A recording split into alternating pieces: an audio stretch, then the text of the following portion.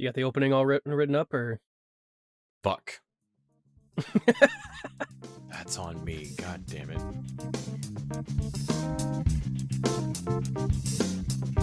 Episode 410 of the TV Dudes. Taking things for... Damn, I had something for this.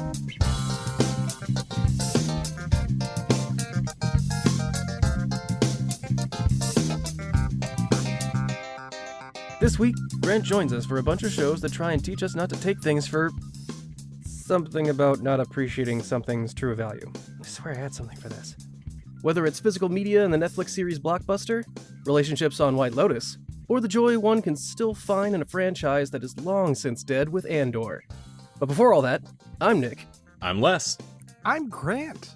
Oh my God, Grant's back! And we're the TV Dudes! So, yeah, we don't have Randy this week. He's off at a board game convention because board games are more fun than, I guess, his friends.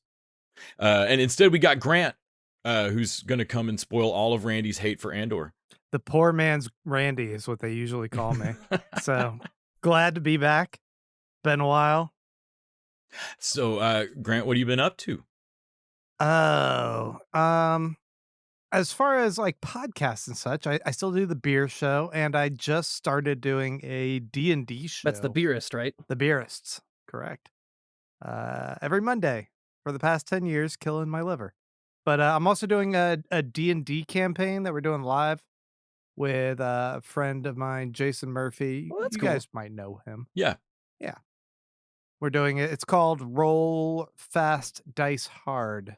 And I'm essentially playing Frank Reynolds from It's Always Sunny as a fat hobbit thief that's just filthy and disgusting. Cool.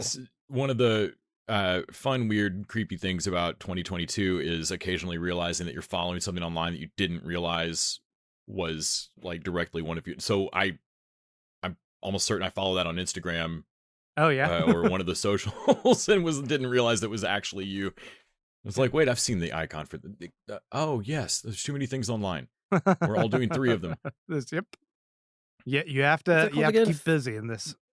Roll fast, die hard, dice hard? Dice hard, yeah. Dice hard, yeah, that's it.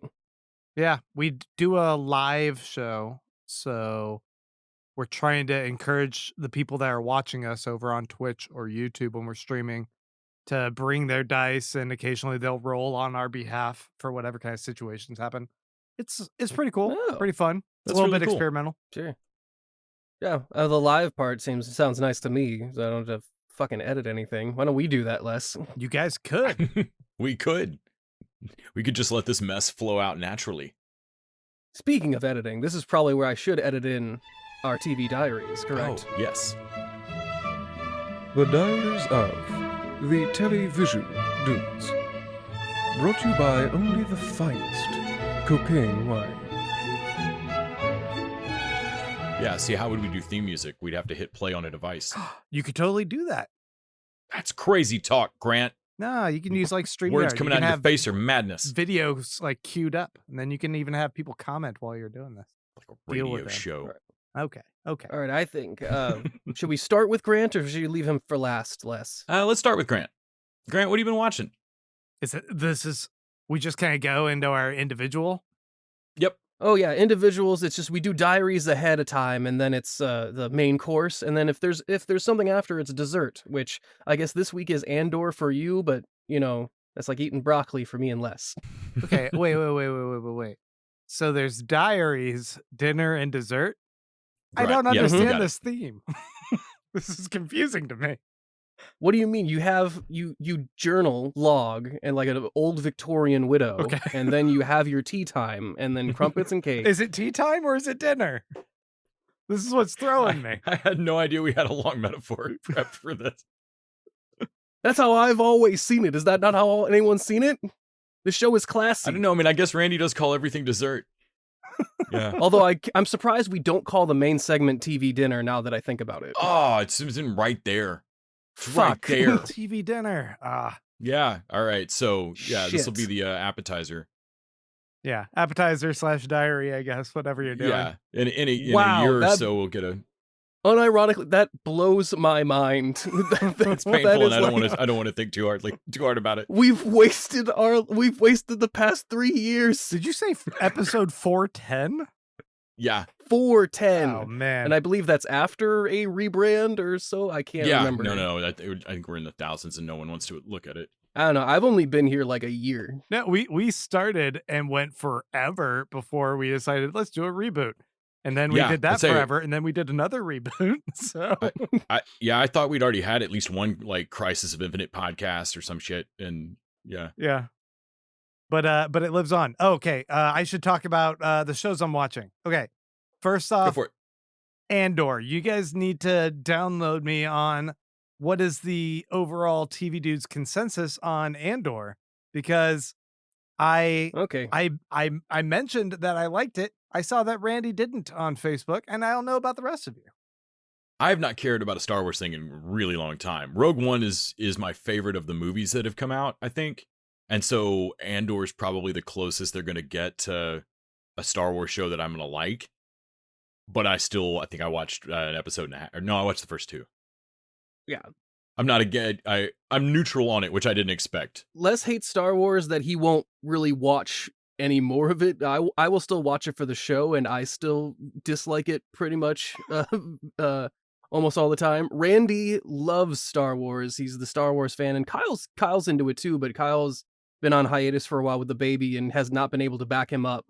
And even Randy's, I think Andor doesn't hit his idea of what Star Wars is for him. Like, I think Star Wars is a little more of I don't know, help me out here. That's like a kind of a laser He-Man, swords like, and Jedis fantasy and shit. laser swords, like fun cartoon. And I think Andor is a little dour. I don't think Randy doesn't like Rogue One either, right? No, he did not. Yeah, so I don't think he's down for down and dirty Star Wars. I think he's down on that. Okay, Nick, how much have you watched of it?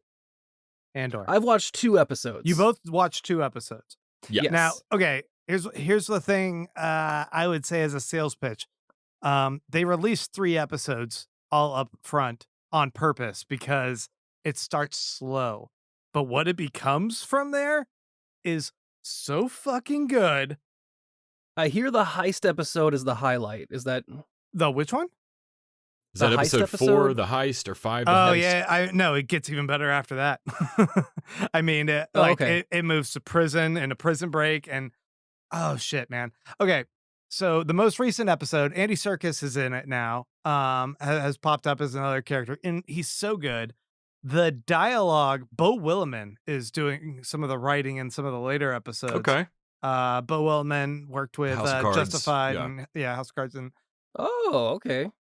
the dialogue is so good, and everything it builds on itself with such fascinating intrigue that all of these I think that if you think of the Phantom Menace and like the prequels and how George Lucas was attempting to balance trade negotiations and a lot of political infighting with kids pod racing and shit, it just Flawlessly, obviously. It didn't, We've seen the end result. gel, No. right? No, it didn't gel. Yeah. So this ditches the kids pod racing. It doesn't even fucking deal with it. This is this takes Rogue One, and instead of I just rewatched Rogue One, and there's something a little bit boring about Rogue One to me, about like how it's jump from point A to get the package at point B so that you can go to point C, so that then you can unlock the door to get to point E. Like it's all like a quest in a way that feels tedious, that you have to watch in a way. Mm-hmm. Well, and we all knew. I mean, it was the first one that I experienced that feeling of like we all know where this connects to. So partly what like we knew, Right? like, you knew where Rogue One fit in the. It hit that prequel problem of like we know where this goes. This one is exploring how does one start a rebellion in a galaxy, essentially. It uses Andor as a kind of entry point. The character Andor is as an entry point, but then it goes much larger into the scale of like what's Mon Mothma doing at the time when she's working as part of the Galactic Republic before she becomes the leader of the Splinter Rebellion. Who are these other people working in the shadows, like Stellan Skarsgård, who you saw, I assume, in the second episode, if not the Yes, first. that Mhm. I was gonna say that was the part I greatest enjoyed was when Stellan Skarsgård showed up as a like rebellion recruiter. I can't I thought like, ooh, this is pretty cool. I can't even express to you guys. I just saw him deliver one of the most amazing speeches I've seen in TV in a long time in this episode 10 that just came out today. I've seen a couple of people like try to obliquely, no spoiler, mention that like whatever that scene is, that Skarsgård just kills it. I mean, they Like give that hit him my feed today. an Emmy-worthy speech to deliver, and he just eats it up, and Man, it's you- so. You guys need to I watch love it. some Like, high praise on this, but I'll tell you what, you've made me want to watch something Star Wars more than Randy ever has. So there's no aliens. I hate so much of Star Wars. So like my what I had said previously, like so much of Star Wars is so baked and dumb. Like some of the names are so bad that like even when you try to do serious stuff with it, at some point you end up having to do it with Jar Jar. No. You know, and, Did you and guys so see my like post by chance where I photoshopped Jar Jar into all oh these yes, Andor yes, scenes? Yeah. yes, like yeah, bring him back. He's a Sith Lord. Yeah, so that I just didn't. It's hard for me to get my brain around the idea that somebody can do like hard sci-fi in the Star Wars universe and it not just come apart. And I think it might be because of that Phantom Menace, like You how expect bad watching the disappointment. trade shit was. I get it. Like, I liked Mandalorian. I thought it was pretty fun. Yeah, it was fun. And Mhm. then everything else I thought wasn't. Even half Yeah. of Mandalorian season 2 was like a little slow. This one I keep expecting something to fail, and somehow it gets better each week to the point where I am giddy before each episode, and I am watching the clock, sad that I know it's about to end. And Oh wow! all right. Jesus Christ, I don't like. I hate so much of Star Wars. I think it's corny. I think that the aliens and the inconsistency helping with your the credibility with lightsabers me. and all of this. I don't like that, but I like great storytelling and character development and intrigue, and making something as convoluted as trying to articulate all the different layers and facets and elements that have to go into starting a rebellion and all the different pieces. That could be messy and sloppy storytelling, but they make it clean and pretty easy to understand while not dumbing it down. It's sure, well, Give it another you're chance. introducing moral gray into a classically very black and white universe. yes. Yeah. So I think that's, man, I got to tell you, you're really selling me on Andor this. kills people, and he does it for a greater cause. They I tell you what, sacrifice. you said it starts slow, and I need to watch Ep 3. I'll give it to Ep 3. I'm gonna take another Give it to Ep shot 4. at it. Give it up for. I want Andor to be a planet so bad. I in my head, in the somehow in the naming convention of Star Wars, like my brain is like, oh yeah, Andor. That's where. Shit, no, that's a person. Endor is the planet you're thinking of. Indoor. With That's what I'm Ewoks. doing. Fuck. All right. Endor, Yes. Ewoks, Andor, close Andor. and confusing. Yes. Okay. But yeah, I realize I can't say a whole lot without going into spoilers. I'll just say you don't see many aliens. It's pretty much mostly humans, and there's a few, I guess. And you don't see lightsabers and blasters. It's suspense held up by great dialogue and fantastic acting from everyone across the board. I love it. Great. Well, anything else you're watching on the? Well, I can other than take a Andor and- skip, but I can come back to talking about Atlanta, or I can talk about it No, right no, now. go straight on through. No, go straight into Atlanta, baby. Okay, this is the final season, I'm thinking, of Atlanta. Yes, it is. Are you guys watching This it? is the final season. I'm a few behind, but yeah, Atlanta's fantastic. It's a show that I let save up just, and then Yeah, I'll yeah, watch I three, get it. like 3 in a row, and then be like, okay, that's all the Atlanta I can do. I'm up until the Goofy movie episode. Oh, like shit. that's the next one to watch for Yes. me, and I'm excited as balls to watch. Yeah. I love a Goofy movie. Yeah, I just The watched season Goofy. 3 fucked me up on that. I started letting them stack up, and then I got to the time loop Oh, when it's that season 3 or 4, which is a scary fucking episode. Like when he's sitting there and passes himself on the sidewalk at the end, and like Oh, I got right, done right, watching it right. and was like, Yeah, that's in the 3rd all season. right, I think we're gonna stop watching Atlanta for just a moment. Like, maybe not plow straight into the next episode. Yeah. This season, I mean, I think there's only a couple episodes, if not maybe one episode left. I think there's only one more one after left, maybe? today's. I think you were right. And it feels like it's heading toward the direction of like where these guys kind of go in their next steps on their journey outside of Atlanta. Like Ern looks like he's about to finally break off from working with Paperboy and all that. Mm-hmm. But I'm not fully sure. I just know that I see some of the most creative and hilarious and dark and twisted and thought-provoking stuff in this show, and I don't feel like any other show can pull off such a balancing act of all these different tones simultaneously. Every actor in it is a fucking find. Zazie Mhm. Beetz, Lakeith Stanfield, Brian Oh, Tyree, yeah. everybody in it's fantastic. And like when they do something a little weird, like the invisible car in season 1, like every once in a while there'll be some tiny touch that's a little, A little Twin Peaks, a little yeah. bizarre. Yeah. But it's not anything that you couldn't say that this is a fantasy show or a sci-fi show. Like the time Right. loop thing. Like Yeah. those are spliced in there into this. There's this undercurrent, this little surreal undercurrent to everything. And it can, you never know which direction you're kind of gonna veer into. There's so much suspense in the most recent episode that is a mainly Paperboy episode. Is that the Andrew Wyeth? Yeah. Yeah, that's just the title of that, like I think you're right, it's building to, I mean, they're playing off Christina's World, which is a picture of a I don't know what Andrew Wyeth is.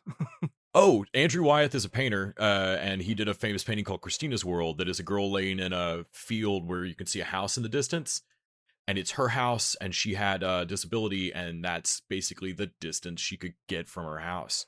So, like, that painting is Christina's World. Wow, that makes so much more sense Damn. in relation to the episode too. Yeah, Okay. yeah. So, like, I think you're right. They're building to like, is this your whole? Are you tethered to the center of Atlanta? Yeah. But wow, okay. That's just more for me to like immediately digest. I'm thinking about where that episode went and what it says about it's like these 4 characters are like bonded for life in a way, and we've gone on enough weird adventures with them to see how close they are even when they're apart. Um I wonder where they're going to end with it, and they could have just kept making more, but in a way I'm also glad that they're going to stop and they're going to move on to other great projects for all of them. Yeah. Well, in the same way that this could have been a show actually about Paperboy's rise and the grind of the music industry and them trying to get it could have been like a shitty biopic basically. And and instead we kept kind of time jump lurching forward, and like suddenly they're kind of on this next level of tour, and then they're on, it's not about Paperboy's career, but it wasn't very quickly I realized, like in season 1 and 2, that the show was just not going to be that. Yeah, Like, yeah. if you were here to watch the Empire, this is not Empire. You feel like it's a little bit Entourage or something. You're going to see the rise and like how the gang kind of goes with it, but and instead it's more a show about how they deal with their lives changing because of this music industry thing, but really it's about how they deal with themselves. yeah. And Did you have the stuff yet with where Ern's going to therapy? yes. Yes. Yeah. Holy shit, man, that revenge episode, oh my god. How it touches not only on the view of individuality, but also of Black individuality and all the commentary that is just laced throughout all the episodes in the season. I thought it was so interesting with the last season how there were so many of these little vignettes, these like standalone episodes that wouldn't have the None main of the main cast. characters. Yeah, yeah, Yeah. yeah. Remember the guy who that they all have to pay reparations and they're like figuring out Oh, their yeah. amount. And the guy goes shoots himself in the pool at the end, and you're just like, oh, that's where this ends. It's kind of It- comedic and lighthearted, and it's a little funny. And then it's like, oh, Yeah. it got really heavy and bleak. Wow, we got really heavy there. Yeah. That's the second or third time that Atlanta's ended on a joke that was, and then he committed suicide. Yeah. Yeah. God. I love that. Similar to the way that like Rick and Morty has really goofy show descriptions, Mhm. like, oh yeah, Morty went ham on this one, bro. Right. Apparently, Donald Glover just told Steven, told his brother, I want you to write the show descriptions like a hater online, like you just fucking hate the show online. Is that what it's And so like every episode, like the show descriptions are like, this one was all right. I can't believe we waited a year for this shit. yeah. Like it doesn't even have the main characters in it. Whatever. Like, Ern, what are you doing, man? That shirt is whack. It's like that's Like, a it's just- description. Like, okay. yeah, it's just great. Every little thing about this show is just seems so much like a bunch of people just kind of doing what they want in, flying in the face of conventional how TV ought to be written or how it ought to be structured or whatever. And it just shouldn't all work. But it feels like, watching Pulp Fiction in the 90s and going like, okay, this breaks everything you're told not to do on a screenplay. Right. And you're pulling it off. And I think that's how we all feel about Donald Glover and Hero and Stephen Glover. Everybody involved in this is like, shit, every weird ass choice y'all have made in 4 years has worked.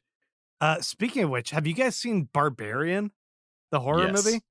Yeah, we talked we about that on just the did Patreon last on week.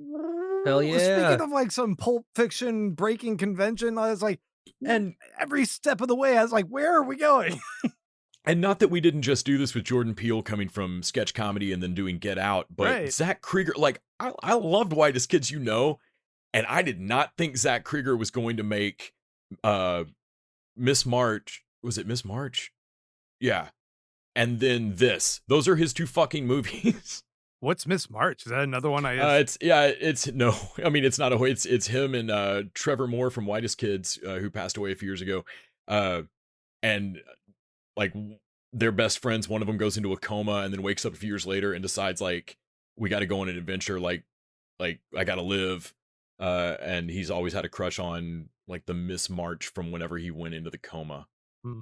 And they go out to find her. It's just a sex comedy road trip movie. Like there's nothing in it to think that his next fucking thing a few years later, no matter what he did in between, was going to be Barbarian. It's so bizarre, but It's so good. it's these people.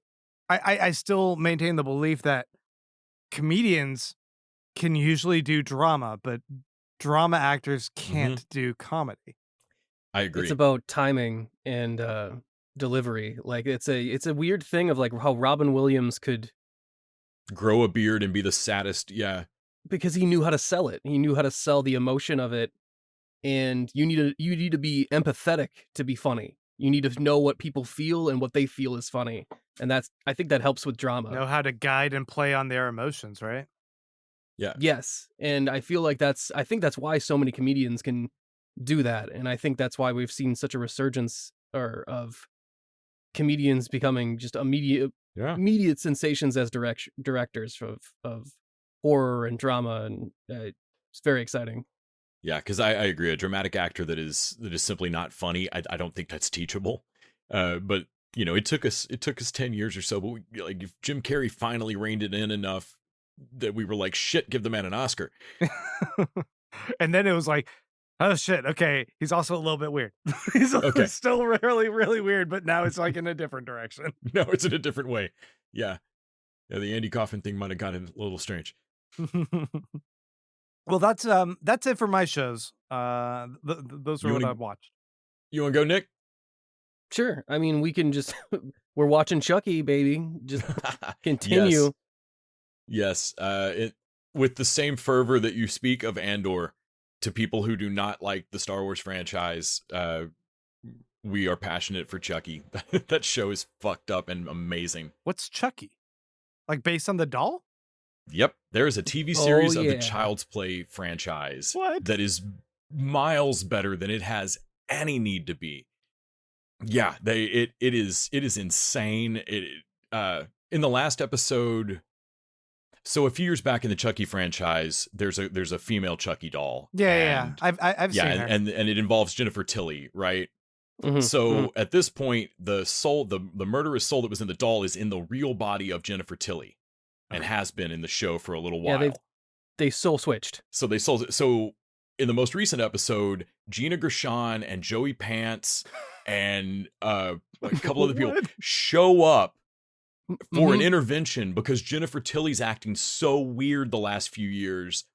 Like Yep. Meg Tilly shows up. They start trying to ask her questions of shit. It's all since you did that stupid Child's Play movie. You just don't even act Yep. like yourself anymore. Like the show is so weird. it's actually Jennifer Tilly. Yes. Oh, Yes, okay. yes. Jennifer Tilly shows up in the third Chucky or the fourth Chucky movie to play or fifth Chucky movie. It's Seed of Chucky. That's right. That's when they have a kid because of course these dolls are anatomically correct and have genitalia. Yep. Except for their kids who don't because they're they them and the first non-binary characters to I think ever be featured in a movie. Like But there's a lot going on The with Glenn fourth slash movie Glenda. gets suddenly gay enough that John Waters is in it. I didn't know any of this. It's the weirdest franchise. They've also done weird stuff of bringing in every other franchise. Like there's an evidence locker in one of the movies where they've got the Chucky doll, and next to him is the glove and a chainsaw and a hockey mask and a Mike Myers mask. And then later on, they kill John Ritter with a bunch of nails to the face, and he's like, "You look like a guy I know." Mhm. But anyway, the latest episode was after the murder mystery with Gina Gershon and Joey Pants playing themselves. Oh yeah. It was they go full Clockwork Orange on one of the Chucky dolls because there's several of them now, and break him psychologically into being a good guy. Bobby Pin's pinning his eyes open, and they make him watch cartoons until he vomits at the sight of violence, Clockwork Orange style, and they just Mhm, break a mhm. Chucky doll. But also they have to be aware because now there's another Chucky doll that's like a Stretch Armstrong. He's strong and he's like never skips arm day and can punch people's hearts out via like fatality style Mortal Kombat. Yeah, like he rips his shirt off, and it's just this built Chucky. And the stinger for the last one just left off an Apocalypse Now Chucky, which is like the general that's in That's charge right. of all the That's other right. Chuckies. And The- he goes through a Chucky graveyard that has like their It's just doll Chucky heads, heads on and limbs sticks and a on Colonel fucking Kurtz Chucky. prongs and sticks. Yeah. The show So is it sounds weird. a little bit Gremlins 2, I guess, in that there's all these different iterations. Yeah. They're now that like they're really starting to play with it. At various points, he's like split his soul like a Horcrux and made multiple dolls. Only we're pretty sure that no one in the show has a handle on how it's worked. And so there's a lot of Chuckies running around, and you're not sure yet how many of them know of each other or are working together or are at cross purposes. Or so like frequently the living humans who are fighting this doll, they'll like kill a Chucky and be like, "We did it." And there's 5 more that they just don't like. They think they're done with their horror movie bit, and like, oh shit, what? Yeah, it's Sci-Fi Channel are real dicks about watching shows, but Oh man, we didn't even mention Brad Dourif's daughter plays the Yes. an ensouled Chucky. so Brad Dourif is the playing her voice of the dad. Chucky doll. Right. Like he's the voice of most evil things, right? And he obviously can't play himself in flashbacks at this point. Like he looks like Doc from Deadwood now and not young Brad Dourif. So his daughter, Fiona Dourif, who is already a female character in the show named Nika, or in the movies named Nika, also plays her father in all the flashbacks. What? Okay, I'm looking at her. I can see it. It's wild. They do a tiny bit of prosthetics to her jawline. They prosthetics and and makeup she and they does bulk the out voice. her. Yeah, and she can do the voice, It's and it those is eyes. wild. Still got the eyes and the mouth. It really, it took a couple of episodes for me to go, what the, how are they doing these flashbacks? Like, these are going on way too long. Every once in a while, you'll be distracted of how, like, oh, Brad Dourif has a nicer ass than I thought. But Oh, wait. Does he though? for the most part, That old man ass. Yep. Yeah. but then again, maybe that is just Brad Dourif. I haven't seen his ass in a while. That's true. I can't stress enough how this is the best show in the world. This is on Sci-Fi or USA? It says sci-fi. It's on Sci-Fi, but you can watch it on NBC's app. Yeah, season like- 1 is on Peacock. Season 1 is on Peacock. Yeah, yeah. you watch all of season 1, no problem. And how vital is it to know the earlier Chucky franchise before watching this? I mean, you might want to at least watch the first movie to know the concept of there is a killer doll and it involves voodoo. There's quite a bit of voodoo spell, but that's really all you need to know. He's insulted by a watch voodoo that one spell. and then Bride of Chucky probably so you know who Tiff is. I don't know, the show might be confusing as shit, but also it's just bizarrely weird, and you could probably just roll with it. What's fun is the main characters are, like, unaware of all this backstory, so they just keep running afoul of, like, oh my god, I just got my head around the fact that there's a killer doll, and, like, there's, like, multiple killer dolls, and they had an actual child, and that child is now a like, you could just see them like, wait, what? No, I'm sorry. Let's go back to just the killer doll. Is this the face they're making? Yes. Because I'm making it as you describe the show. It is the weirdest best show on TV. Nick, what else you got? Oh, I just kept up on Dairy Girls. You know, I love my Irish Troubles set comedy.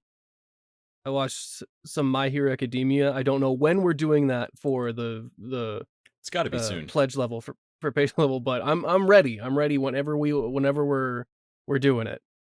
I watched some shark movies. I watched The Shallows and The Reef Stalked, which is a sequel to The Reef, which is another shark movie I kind of liked, and this one I also kind of liked. Neither of which are as good as The Shallows, which was actually the good version of those other two movies.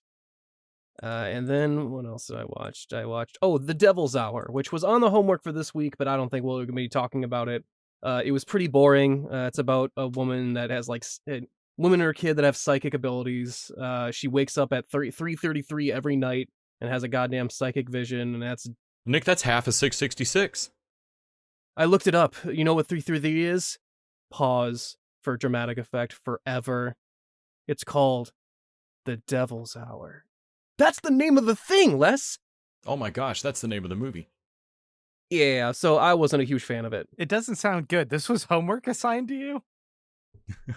It was assigned to all of us, but I was the only one that watched an episode of it. Oh. Yeah, Randy is taken to putting a column of, like, things that we are not necessarily all planning to watch, but if a majority of us watch it, we'll end up discussing. Oh. And Devil's Hour was in there, along with White Lotus. But I think with White Lotus, both Nick and I ended up watching it. Oh yeah, I mean, I wasn't as big of a fan of White Lotus as you were, Les, but I did catch up on season 1 so I could watch season 2. There's really no overlap. Didn't really have to do that at all. Only Jennifer Coolidge's character really transfers over. Yeah, you don't need to know anything from season 1, really. Yeah, but what else? That was Is pretty it much all new cast in White Lotus? Everybody but Coolidge and John Grease. And her lover, Yeah. whatever. Yeah, that's from the first season. Do they play the same character, or Yep. is it like okay? So Yeah, it's like a American year Horror Story? later or something. Yeah, and so there's multiple White Lotus 5-star hotels around the world, and so this is just a rich lady that when if there's a White Lotus there, she'll go stay at a White Lotus. She's a Blossom member, Les. Yes. She's like, they've got very important tiers to them. of, yeah, she's like keeps rattling off like what tier of loyalty member, and these Italians. She used to are be a like, pedal, but fuck. she worked her way up. And yeah, where last season was kind of more about natives on the island and race and privilege in that sense, especially like with the daughter's friend and all of that. This season seems to be more about sex work and infidelity and things like that. Do you watch anything without me, Les? Say what? Did you watch anything without me this week, you fucking cheater? Let's see. Yeah, because you don't keep up with CW. So I watched, that's right, I watched Winchesters and A Stargirl in the background of doing other stuff because they're perfect for this. Burn Notice and White Collar USA shows are great for that. I For saw an not episode, watching? Yeah, basically. If you need to vacuum during a show. When you're doing other stuff. Right? Sometimes you have to have the bank TV on when you're heist so doing simple laundry, that you can Grant. do laundry during it. Yeah. Then why bother? Okay. Burn Notice is the greatest laundry show of all time. Parks and Rec and 30 Rock are just generally good bedtime sitcom. And then I've really enjoyed the new Quantum Leap. I think that season's done, and that is irritating. It does not. Where's the old boy count? 0. Still at 0? 0. Oh, Sons of bitches. It's a bummer. Yeah, I really liked the new Quantum Leap, and I'm still mad that they did not bring over the oh boy from the original. Does he have a As his catchphrase? He does not yet. For a moment, I thought they were going to make it "Here we go," as he lands a couple times, like "Here we go," and like, all right, that'll work. You could do that, but no, they're just passing it up. It feels like if you finished a season of a Star Trek and at no point did the captain settle on any consistent, like, make it so. Yeah. I think fans would bring it up. Engage. Like, dude, you're jumping every time. Are you really not? Come on. He's not Sam Beckett. It's warp time. Damn it. How do you like that? Yeah. That all right? It's warping time. Let's do it. So, yeah, I've been watching that. And then, of course, Chucky. Oh, I do want to say Stargirl, there's no CW show that is ever going to, like, reach the heights of a Disney Plus Marvel show or any, like, there's just not the budget and the money and any of it. But Stargirl does not shy away from pulling from some deep cut DC comic shit, and I'm getting to see Infinity Incorporated on my TV, which if you'd told me when I was a kid reading Infinity Inc. comics that would ever happen, I would have sworn that would not. And they're just running through this, like, I'm texting like a childhood friend of mine of like, holy shit, dude, Mr. Bones is on TV. Yeah, meanwhile, you can't watch a Batgirl movie that actually was made. Yeah, no, that's silly. But Infinity Inc. are making it. Yep. People really should just hope that CW gets a hold of all the Disney, because they'll actually air them at least. Like, if CW had a hold of that Batman movie before, like, HBO stopped it, they'd already put commercials in it and aired that shit. Well, it's kind of curious what James Gunn now being in charge of DC might change about all that. Yeah. Because I imagine that Batgirl thing wasn't good, because there had to be more. None of those are good. In my opinion, none of the DC things are good. Well, I mean, except yeah, what James Gunn did. That's I like a pretty Suicide safe Squad bet. and Peacemaker, and that's it. The other, I can't remember his last name, the non-gun, the co-head that got named with him. I remember, Nick, you were saying, he was quoted as saying, like, the whole Snyder cut was the dumbest. Was the worst financial decision WB has made in the last century. You spent more money for a smaller audience segment. Why the fuck would you do that? And so them naming him as co kind of made me go, all right, between Gunn and you, I could be reasonably certain that we are not continuing down the Snyderverse. And I'm happy for at least, I mean, granted, it's DC news, so you'll just take any silver lining, but, like, I'll take that one silver lining. I'm glad that their failures are going to be interesting again. I'll take that. I have not seen Black Adam, which, damn it, I loved Dr. Fate as a kid, and Black Adam still just looks boring as fuck to me. It looks bad. Yeah, I'm sure I'll see, I don't know, I say I'll see it eventually. I've still not seen Morbius either. Oh my god. Don't. You never Oh, did you make some Morbin time? I have not. I took an edible and watched it, which, okay. By the way, I believe I started just tweeting all of these, like, I thought I was like the first person to notice all these absurdities in this movie, and I just had to tell the world. Mhm. And then afterwards, I woke up and was like, delete all those. Get rid of that. It was not, that didn't happen. Yeah, don't admit to that. But No, I think we weren't just ready for it. You should re-release those with Morbin time in the tweets, and then we'll like them. Yes. Oh, jeez. It's bad, and it's so absurd, and you see those two guys are just really going for it. The two leads. Oh, Matt Smith and Jared Leto Matt are Smith and really. Jared Leto. I felt like they went. They're for it. doing something. They're They doing sure are. something. They're really doing it. That's for sure. Yeah. They're doing something real. So, as far as actual homework shows that we were going to talk about this week, I think the only Sure. one that was I suppose this is the point where Randy would obligatory mention yes. our Henshin project, and I guess it just led to us to do it. But considering our announcement this week is that we are fully funded, I feel very justified. As like, Yes, yeah, we're the shit, I bitch. believe technically right now we're at 101%. Insert golf funded. clap. Indeed. You fools, all of you fools. And now we've moved fully into already the offer mode of like, this is like full producer bullshit now. The problem now is that you actually have to do it. Yeah. That's a different, more fun that's stress. Not the problem. Yeah, the overlap of pre-production and the fundraising was real stressful. I'm glad to have the fundraising part done. Yeah. Yeah, and I'm still in shock. I can't believe it's just astonishing. So yeah, we thanks But everybody. you can still give at henshin.com or Kickstarter to get us some. You can through 11:30 p.m. tonight. Make post-production a little easier on us. That would help for sure. Indeed. And also, we should definitely mention Patreon for TV Dudes to promote the actual show we're doing, like now. And I believe this is where Randy traditionally says that you don't have to pick anime.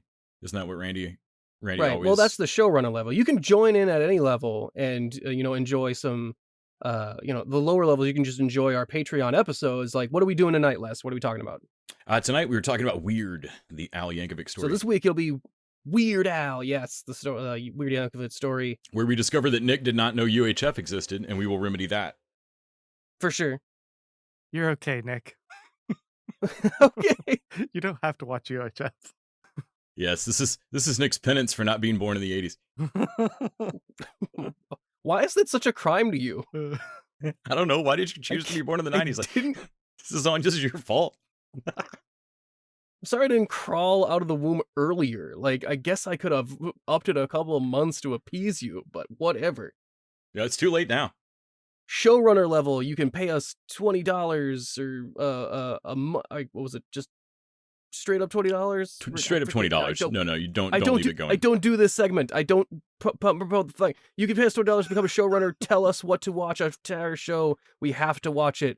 Mostly it's anime to torture Randy, which doesn't work on me since the only TV dude that actually watches anime willingly as a choice upon myself that I choose to do This is why I quit.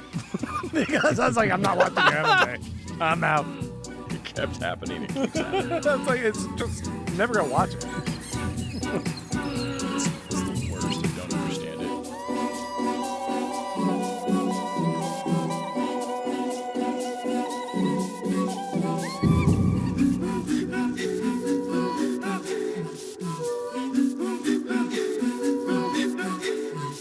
I think now we can do main course time, right? Indeed.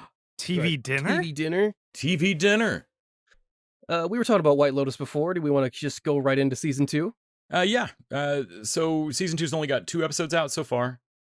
Mm-hmm. But in total White Lotus fashion, they've already got like 4 couples worth of people in a bunch of awkward secret keeping I like to shitty think the personality production bullshit. meeting was on season 1 wrapped up of like, okay, we're greenlit for a second season, but only if it's 150% weirder energy. We already have Jennifer Coolidge. We can't up it anymore. It's gotta be done. And then someone just goes like, get me Aubrey Plaza's agent. Yes. That'll do it. Can we also get F. Murray Abraham? He's having a great year. We can. Yeah, so F. Murray Abraham joins the cast. Little Chris from Sopranos. Little Chris? Who's Little Chris or whatever, Chrissy. Chris Maltasanti? Yeah. Okay. I gotta ask. Who I'm sure has an actual name. What is this show? Because like if I had to guess, I think something like it's like a murder happens and it's a lot of soap opera mustache twirling, maybe. I don't know what the show's about. It's a murder mystery, but a mystery only to the audience. Because we don't actually find a dead body in the first season until it's like the last fucking scene. Yeah. Yeah. The first season opens with them loading, like I think it opens with them in the airport loading a body onto the plane. It says human remains, yeah. Yeah. And then they flash back and you see the whole first season, which you spend waiting to see who's going to be the body. Oh, okay. So it's not so much a murder mystery as just like one of these rich idiots, or maybe one of the poor people, like one of you's killing somebody or dying somehow. Whose relationships gonna and conversations yeah. get progressively more and more insane and weird. So you're like, okay, which one of these is going to escalate fastest? So to elevate into a murder. Is it But it's not comedy? Is it drama? It's more drama Yes. than comedy. I think the laughter of it comes from just kind of awkward rich people shit. Like It's a lot of squirm comedy like of like people Succession? being in really Yeah, a little more like Succession, less Yeah. business viciousness. okay. This is like they're all on vacation, so it's a lot of interpersonal, like kind of figuring out who's keeping what. Like you two aren't talking, but you're very much pretending in front of the help to be having a great marriage, and like what's good, but or you're making your family, making your kids sit with you at this resort, and both your kids clearly fucking hate you. Steve Zahn zonks out for an entire episode because he gets the news his father actually had many gay affairs during his that's right. his family. Yeah. Yeah, like midway through the vacation, Steve Zahn finds out his like super manly dad is very gay, or has passed and was very gay. And so season 2 picks up with Coolidge and her husband, who she met in season 1, John Grease, and they've gotten married. It's a year later, and they're at another White Lotus resort in Italy this time. And so they show up, but then also kind of a new crowd, and we get a similar start to it. Several bodies wash up, and so the response of the hotel in the first season, you had a very tight wound like head of this resort, Armand, and like this place is so high end that like he's having to cater to just fucking insane whims of people, and you can tell he just hates it and is trying to hold on to his sobriety and shit, and fails. And then in the second season, you kick off by like meeting what would be his Italian counterpart at this one, and she is the opposite. Like everything out of her mouth sounds like a translation problem, but she's speaking perfect English. It's just not something you would say to anyone. Like she looks at F. Murray Abraham and like, I'm amazed you're here. And he's like, why amazed? She goes, well, you're very old. Well, you're so old. And like, this is Look the at person you. greeting you at a 5-star resort. Anyway, have some free champagne. Yeah, everything out of her mouth is just not even a backhanded compliment. Like it's just an insult, and she just moves on. Like, I think Jennifer Coolidge walks out in like an all pink dress at one point and is like, who do I remind you of? And she's wanting some Italian movie star. And without missing a beat, the head of the resort goes, Peppa Pig? And like, That's right. Like how are you kidding? How is this your job? And then this whole season seems to be also has a couple of Italian sex workers that are trying to get in the hotel and do their job. And then you've got, the hotel kind of being frou prissy about, oh no, we're a very fancy place. We don't have things like that here. We don't have sex workers here. And yeah, you do. Yeah, you do. It's I mean, you do though. I mean, you do, but I guess you can pretend you don't. Yeah. No, you just have a bunch of rich people here who are in Italy alone and don't want to have any female companion. Yeah, okay. Well, I mean, even the assistant, Jennifer Coolidge's assistant, who she locks in a room and expects to hide the entire vacation because the husband is upset, is like, all I wanted to do was come here and get railed by a fucking hot Italian dude. Right, I forgot she's so upfront about it. Yeah, so it feels very much like a show about nothing sometimes, because there's a murder, but it doesn't feel like an urgent murder mystery. None of these people know there's going to be. You're flashing back. None of these people know there's going to be a murder yet. Right. And so I don't know. Even it's kind of similar to the first season. Like even the tension. Like I'm not deeply worried about which of these mostly terrible people are going to die. It's just a lot of juggling, a lot of different characters. Then I guess, and Yeah, like, trying to build up all the backstory. So in the same way, like talking about Andor, this type of thing can be done so badly, so easily, and it's something really remarkable to me about White Lotus and Mike White's writing, that in the first episode of season 2, they introduced me to, other than Coolidge and Grease, like 6 new characters paired up, and and in the space of 1 hour get me invested in each couple's kind of weird little pattern. Like Aubrey Plaza keeps saying shit that makes it seem like she's just a real bitch. And then you see her with her guy and and you get the like, oh God, she's just stepping in it every time. Like she's just coming off bad and can't get out of the rut of it. And kind of realizing the parallels of the relationships between the people. Like it just all stacks up really nicely. Oh, so it's like you assess a person based on what you think is going on, and then you get a flashback that does character development. And suddenly, no, it's not even a flashback. I'm just saying, Damon Lindelof did this with Lost Okay. and nailed it Okay. every time. Everyone Lost was terrible. This one has the most interesting characters I've seen so far, which were the couple opposite Aubrey Plaza and her new husband. What's his name? Damn it. Yes. The other couple that are there with them seem like the worst. Like they really come off as the worst to begin with, but in episode 2, they break down a real thing that happened to them of like a miscarriage, and it gets suddenly really tender. They were talking about kids, and then suddenly they explain like they don't want to have kids anymore because his wife had a miscarriage and almost died. Like it was the way he describes it was like horrific. I walked into the room and my wife's guts were just all over. They are by a good mile in a show of rich people. They are the most superficial. Your relationship can't be real. Like you're going to find out that they murder people together or something. Like surely, like they've got to be fucked up. But all of a sudden they have such a real moment. And yeah, you start to realize like, oh shit, I think you guys might actually be pretty good people. I just don't like you. Like, oh, okay. Right. You're good for each other. That's a weird fucking hair to split. I think you're the most honest people here. Like you're not putting up a front. Like you're not pretending to be like Aubrey Plaza is so kind of like snooty or whatever. Like she's like but trying to pretend not to be. It's like, do you believe they never fight? Like that's such a fake relationship or whatever. And I think even the husband is like, you do this all the time of like when you feel threatened by someone, having to find a fucking fault in them. She's like, no, I don't. Like, baby, you do. It's watching each of these couples and watching all the relationships. I don't know. It feels like really good playwriting, it's really good writing in a way that I usually don't plug into in shows. Like I'm sure This Is Us is great, but I didn't plug into it, and it's basically the same setup. I mean, you're just watching people's relationships.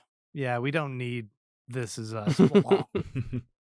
But shows that are just dramatic, intertwined family drama and stuff. That just doesn't necessarily grab me. I usually want a space. Can we do it on a space station?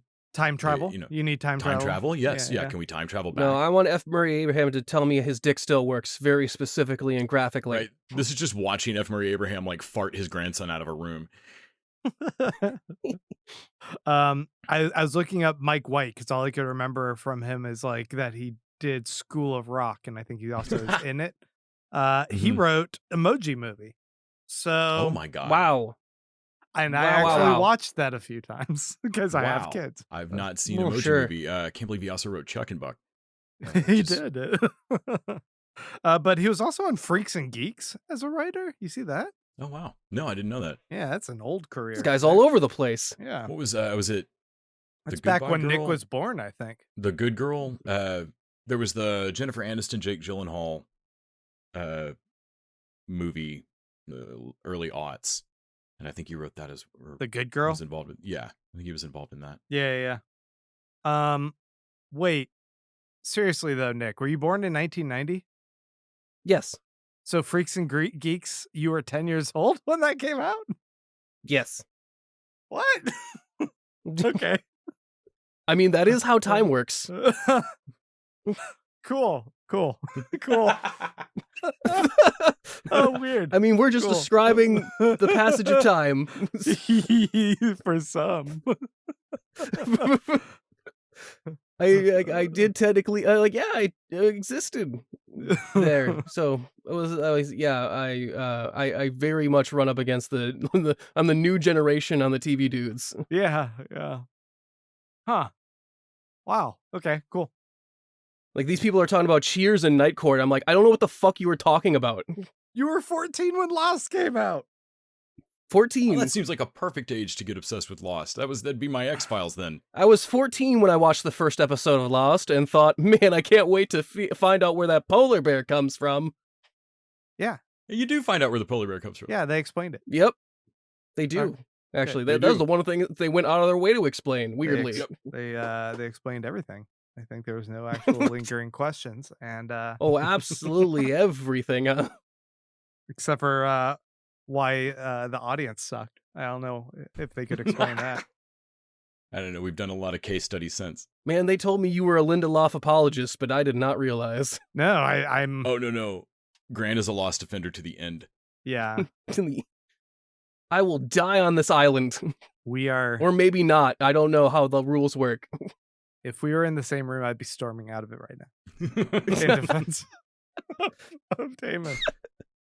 This will teach you. I love that man. So, anything else about White Lotus, or do you want to talk Blockbuster? Switch over to Blockbuster. Let's switch over to a completely different tone. Very much so. Melissa Fumero and Speaking of shows you can do laundry during. the agent from WandaVision. Yeah. Randall Park. Randall Park, that's it. Who's also in Young Rock. He's having quite a good few years here, too. Mm-hmm. Yeah, so I find it hilarious that our nostalgia for VHS and like mom and pop video stores and stuff has coalesced around like Blockbuster as the Xerox, Kleenex, Q-tip term that's just taken over. Because Blockbuster fucking sucked. It was awful. And like the video store I worked at in high school, we would give you a free rental if you'd let us cut up your Blockbuster card in front of other customers. Like Blockbuster was just shitty and they didn't have the unrated version. I was a Hollywood video man myself. And I worked at a Hastings, which was also a chain, but then I worked at Movie Store, literally just called Movie Store. And in this Austin. is trying to capture the nostalgia of physical media and interacting with the customers. So, when people could recommend you to a movie and really that personal touch it comes to when renting and watching movies. And I went, that sounds like an absolute, as me, a nightmare. Don't talk to me when I'm renting my movie ever at all. The thing, so in Midnight Club, I kept forgetting it was a period piece because they were in that weird house, and other than the music cues, This is not I would a just lose period track piece. of it. This is not a period piece, and I keep forgetting that it is set modern. Even though the time doesn't match up with, they're the last Blockbuster. They're and the like, last the last Blockbuster in the world. Yeah. And the second from last one just closed down in 2022, which I'm like, well, that's not okay. I've watched Last Week Tonight. I know where the last Blockbuster is. Yeah. I keep forgetting that they're set modern and they're trying to keep this store going, which is just super weird. But I had a very like Empire Records feeling when I started the first episode, because they have to have all the characters there and go through the exposition of like who everybody is and their relationships, because it's the pilot episode of a series. Only they're the last Blockbuster on Earth, complaining about all these financial difficulties. He's getting a phone call that all the other stores are closed and you're the last one, corporate's done. And there's like 9 employees on the clock on the floor At the same time. Every employee in the store is there, and it's like a Monday morning, and I'm like, I worked in a video store when video stores were still a thing, and that's too many fucking people to have on the clock. 9 people? It's like 7 or 9 characters. Yeah, There's like 2. I'm like, your need labor's 2 people killing to run you. a store. Yeah, I'm like, that that's should be what the I said, is that manager there's and one other person. max 3 people there. Yeah. And that third person is the manager in the back. It's like, is it Rex Manning Day? Why are you all here? But then as this gets past the pilot, I don't know if weird pilots should be a thing anymore when Netflix drops a whole season at once. Like, should the first episode still feel odd in shows? It frequently does. But I found myself on like episode 5 or 6 very quickly without kind of noticing. This is a sitcom well cast enough. It feels kind of like Superstore. I'm not in love with it. I don't hate it. It's good people doing good work, but it's not knocking the doors off or anything. Every once in a while, it'll have a gem of like the dolls that one of the employees collects that are toddlers that also have children. Yeah, they're like really creepy, like extra creepy. Oh my god, animals. that's horrifying. I mean, nope, I'm gonna stick with horrifying. That's raw. Like Why did those two toddlers have a child? Did they have sex? Is it a Benjamin Button situation? Which way is it? Because either way, it's a crime.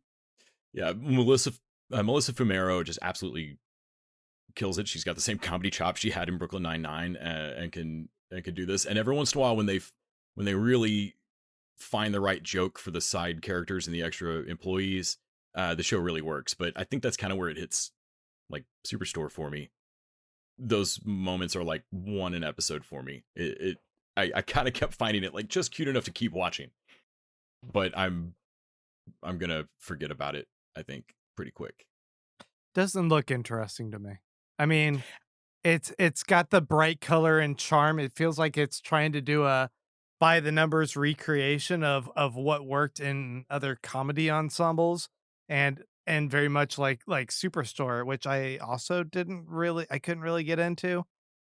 Yeah. Yeah. So even hearing you just be kind of about it makes me definitely not going to watch it. Yeah, they're doing sitcom correctly. It is a sitcom. If you were to take it into a mechanic shop, you'd be like, this car functions. Yes, it is it's a daily driver. It's fine. I mean, it's still a Pontiac like from 1975, but like it still technically runs. Yep.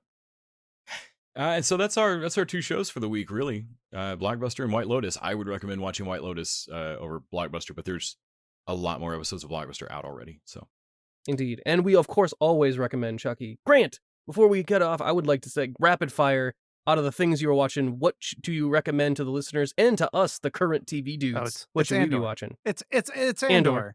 It's Andor, and give it a couple episodes. Give it 4 episodes, so that you move past setting all the pieces in place and kind of setting the stage for what they're about to attempt, and then just be amazed at how full throttle they go after that. It's still going to be at its slow pace, but Mad Men is amazing, and it's slow too. Yeah.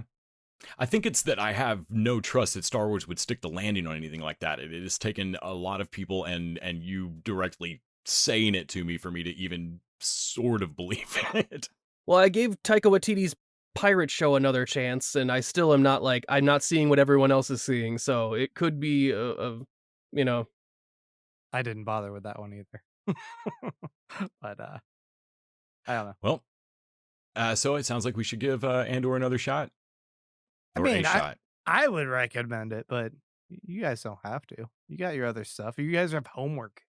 That's who's got time for recreational TV watching in this economy? Yeah, no kidding. Well, I think that about wraps it up then. Thanks, Grant, for being here, filling in with Randy out. Yeah, old school TV dude back. Yeah, everyone check out the Beerus if you already haven't, and the Roll Fast and Dice Hard. Do it. That one's on Thursday nights. Thursday nights. I'm going to check out one of those. That's a great pun. I like that. They're Thursday nights. It's pretty much Jason's dark and twisted storytelling, and us kind of fucking with it the whole time. I do like Black Goat Motorcycle Club, so I'm gonna have to just want to hear y'all ruin Black Goat Motorcycle Club. Yeah. Imagine I'm just I'm like I said, I'm Frank Reynolds, so in any situation I'm looking to steal from people and stab them. That's all I'm trying to do. Rum ham. Yeah. Rum ham. 100%. Anyway, listeners, Patreon, Henshin, Grant stuff. Until next time, TV Dudes out! The TV Dudes is an independently run podcast out of Austin, Texas. We are exclusively listener supported. If you'd like to help us out, go to patreon.com/TVDudes. You can also find us on Facebook, Twitter, and Instagram at TV Dudes. All the music for our show is done by our friend and original TV Dude, Gregory J. Amani Smith. To find out more about us, go to thetvdudes.com. I'm Randy Lander. I'm Les Weiler. And I'm Kyle Scott. Thanks for listening.